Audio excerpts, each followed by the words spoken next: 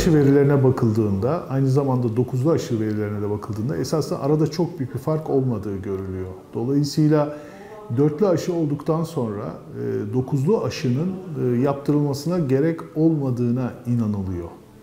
Gerçekten de verilere baktığınızda, ama tabii ki bu veriler sonuçta naif popülasyon için yapılmış veriler, belki de cinsel aktif olan hastalarla ilgili data açıklandığında çok daha farklı bir sonuç çıkacaktır ama ben yine de o kadar farklı olduğuna inanmıyorum. Dörtlü aşı yaptırılmış bir naif popülasyonun tekrar dokuzlu aşı olmasına aradaki enfeksiyon riski açısından değerlendirildiğinde çok anlamlı bir fark olmadığını görülüyor.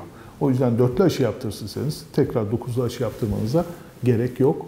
Naif popülasyon için böyle.